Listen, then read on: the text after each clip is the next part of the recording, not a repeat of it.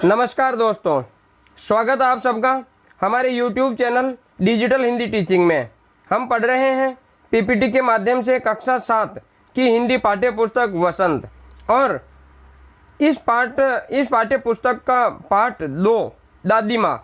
इस पाठ का आज हम भाग 2 पढ़ेंगे। इस पाठ के लेखक है शिव प्रसाद सिंह, और ये इनकी छवि है जो कि आप देख पा रहे हैं, यही इस पाठ के लेखक है। तो चलिए हम शुरू करते हैं पाठ का भाग 2। तो चलिए शुरू करते हैं पाठ का भाग 2। और पाठ के भाग 2 में लेखक क्या कहते हैं। किशन भैया की शादी ठीक हुई। दादी माँ के उत्साह और आनंद का क्या कहना। दिन भर गायब रहती, सारा घर जैसे उन्होंने सर पर उठा लिया हो। पड़ोसी ने आती, बहुत बुलाने पर दादी माँ आती और कहती, बुरा न मानना बहन, कार परोजन का घर ठहरा। एक काम अपने हाथ से न करूं तो होने वाला नहीं। जानने को तो यूँ सब जानते थे कि दादी माँ कुछ नहीं करती, पर किसी काम में उनकी अनुपस्थिति वस्तुतः विलंब का कारण बन जाती। देखिए, किशन भैया की शादी हुई जो कि ठीक ठाक से हुई। दादी अब उस विवाह में दादी माँ में अपार उत्साह और आनंद का क्या कहना। खूब उत्साह, खूब आनंद के साथ में दादी दिन भर गायब रहती, इधर उधर गायब ही रहती, दिखती नहीं।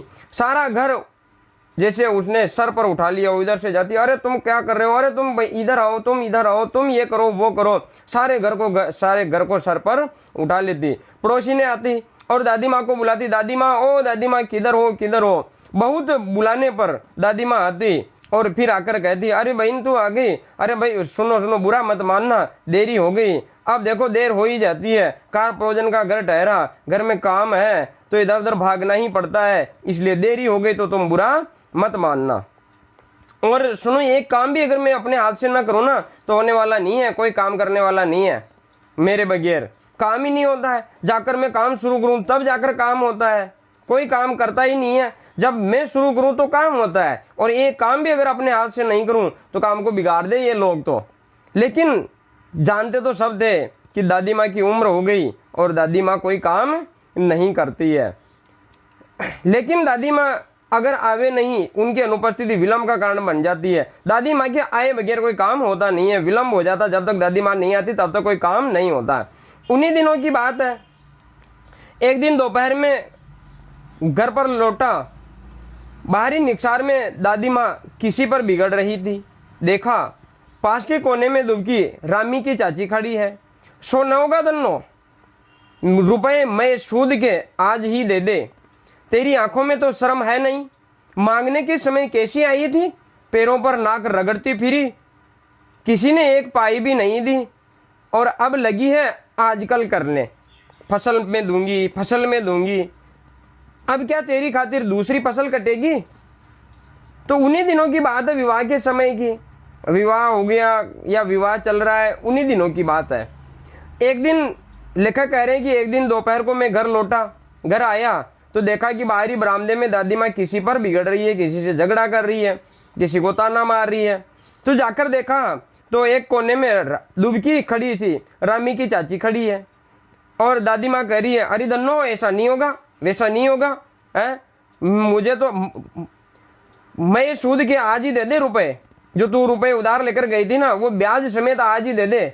मेरे तो घर में विवाह है, और तू कह रही कि अब के बार दूंगी, बाद में दूंगी, 6 महीने बाद दूंगी, 2 महीने बाद दूंगी। ऐसा नहीं होगा दन्नो, तेरी आंखों में तो शर्म ही नहीं है, तुझे तो कुछ सोचता ही नहीं है।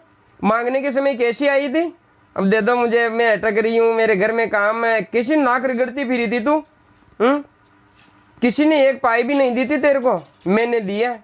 और अब कर रही है आजकल करने, आज दूंगी कल दूंगी, आज दूंगी कल दूंगी। फसल कटने दो, फसल पर दूंगी, फसल में दूंगी।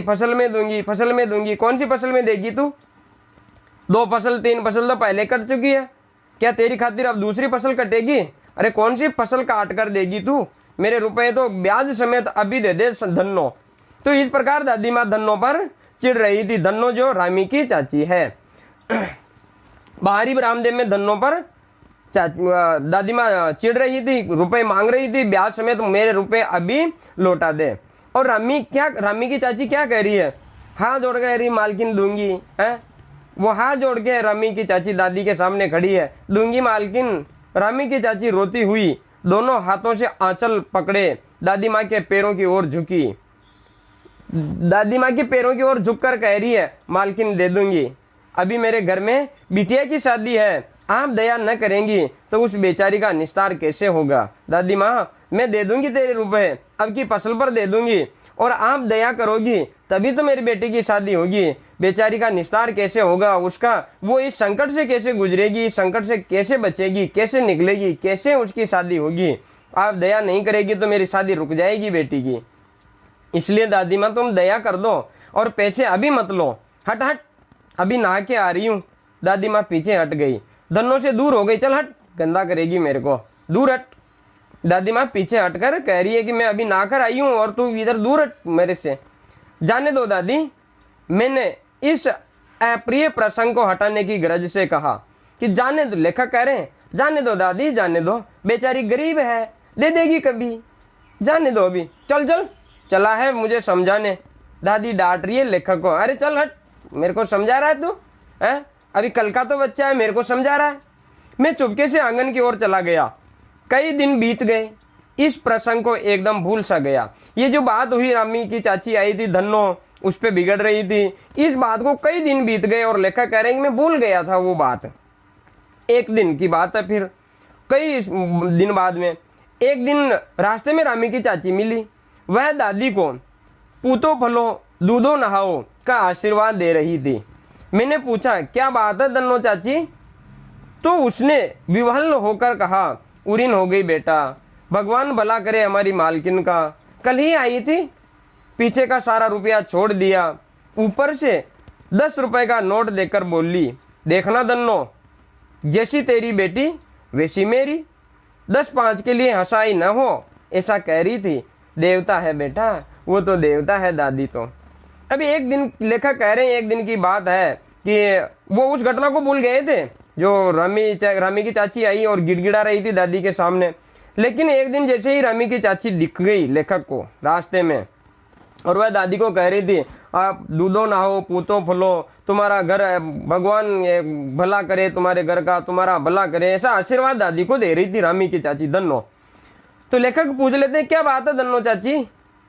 तो चाची ने विवल होकर कहा, विवल ऐसे खुशी से दुख से ऐसे होकर रोने रोने से होकर खुशी के आंसू आ गए रामी की चाची की आंखों में, और कह रही है, उरीन हो गई बेटा, है उरीन हो गई, ऋण उतर गया सारा बेटा, भला करे हमारी मालकिन का, तुम्हारी दादी का भगवान भला करे। कल ही आई थी हमारे घर, तुम्हारी दादी कल ही आई थी हमारे घर, पीछे का सारा रुपया छोड़ दिया, जितना मांगती थी ना सारा ही माफ कर दिया, छोड़ दिया, मत देना कह दिया, और ऊपर से 10 रुपए का नोट और देकर बोली, 10 रुपए का नोट और दिया, और कह रही थी दादी, देखना धन्नो, जैसी तेरी बेटी वैसी मेरी बेटी, तेरी बेटी है ना, तेरी बेटी की शादी है, और मैं रुपए नहीं दूंगी तो फिर कैसे होगी? तो तेरी बेटी की शादी रुकेगी, मैं समझूंगी मेरी बेटी की शादी रुक गई, इसलिए पीछे का रुपया तो छोड़ और ये 10 का नोट और पकड़ और शादी अच्छी धूमधाम से कर। 10-5 रुपए के लिए काहे की जगह है साई? 10-5 रुपए में तेरा विवाह बिगड़ जाए, तेरी बेटी का विवाह बिगड़ जाए तो अच्छा लगेगा क्या? इसलिए जग हसाई ना हो 10-5 के लिए, 2-5 रुपए और चाहिए तो मांग लेना। देवता है बेटा, देवी है तुम्हारी दादी, तो बड़ी दयालु है, देवी है तेरी दादी। तो ऐसा आशीर्वाद रामी की चाची। उस रोज तो बहू तो डांट रही थी। मैंने पूछा, वह तो बड़े लोगों का काम है बाबू, रुपया देकर डांटे भी न तो लाभ क्या। मैं मन ही मन इस तर्क पर हंसता हुआ आगे बढ़ गया। लेखक पूछ रहा है कि ये जो दादी माँ आज बड़ी दया दिखा रही है और उस रोज तो डांट रही थी, मेरे रुपए अभी दे दे, मेरे रुपए अभी दे दे, तेरी आंखों में शर्म नहीं है, मेरे रुपए तो अभी ब्याह समेत दे दे। तो उस दिन तो बहुत डांट रही थी दादी। तो रामी की चाची कहती है, धन्नो, अरे बाबू ये तो बड़े लोगों का काम है, जो कर्जा देते हैं वो डांटते भी हैं, और डांटे भी नहीं तो फिर लाभ क्या है? जिन्हें कर्जा दिया है उन्हें डांटे ना तो फिर फायदा ही क्या? इसलिए वो ये तो बड़े लोगों का काम है डांटना। तो लेखक फिर कहते हैं कि मैं इस तर्क को जो रामी की चाची ने दिया ना, ये तर्क पैसे देकर डांटना, इस पर हंसता हुआ आगे बढ़ गया कि हाँ ये ऐसा लोग करते हैं। किशन के विवाह के दिनों की बात है। विवाह के 4-5 रोज पहले से ही औरतें रात भर गीत गाती है, विवाह की गालियां गाती है।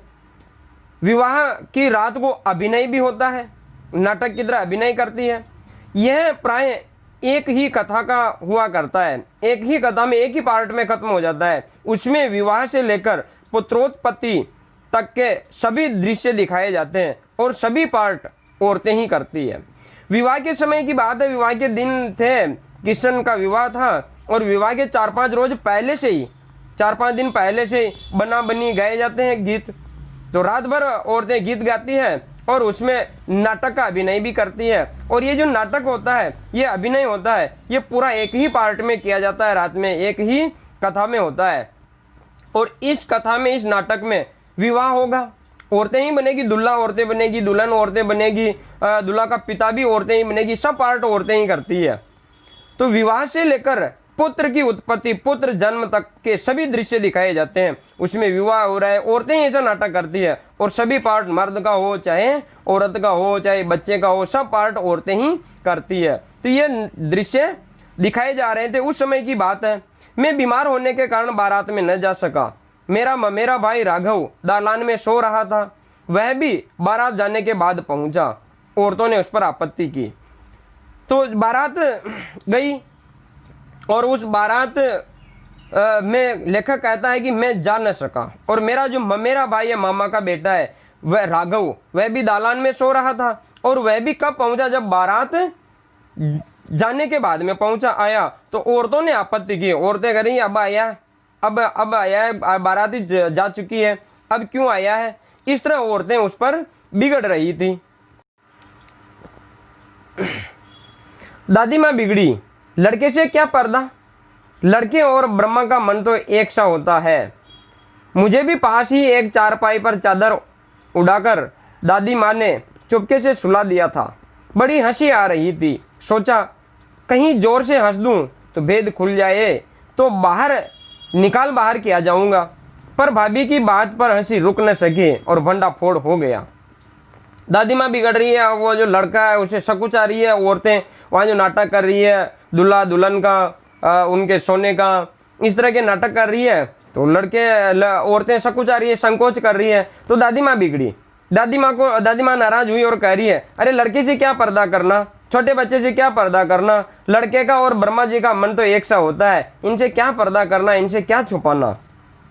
और दादी माँ ने मुझे, लेखक कह रहे हैं, दादी माँ ने मुझे पास ही एक चारपाई पर चादर उड़ाकर सुला दिया। बड़ी हंसी आ रही थी। जो औरतें नाटक कर रही है, अभिनय कर रही है, दूल्हा दुल्हन का, शादी का पूरा। और सोचा कहीं जोर से हंस दूं तो भेद खुल जाए। हंसी आ रही है, मन ही मन हंसी आ रही है, अंदर ही अंदर हंस रहा है लेखक। लेकिन अगर कहीं जोर से हंसी आ गई तो निकाल बाहर किया जाऊंगा, भगा देंगी औरतें मुझे यहाँ से, चल भग, यहाँ हमारी बातों को सुन रहा है, हमारे नाटक को देख रहा है। तो विवाह का पूरा नाटक है, उस प्रकार की गालियाँ गाती है, सब होता है। तो अगर मैं जोर से हंस गया तो यहाँ से बाहर भगा दिया जाऊंगा। पर भाभी की बात पर हंसी रुक न सकी और भंडाफोड़ हो गया। भाभी ने जो बात कही उस पर जोर से हंसी आ गई और भेद खुल गया। तो देबू की माँ ने चादर खींच ली। कहो दादी, यह कौन बच्चा सोया है, बेचारा रोता है शायद, दूध तो पिला दूं। हाथापाई शुरू हुई। दादी माँ बिगड़ी, लड़के से क्यों लगती है।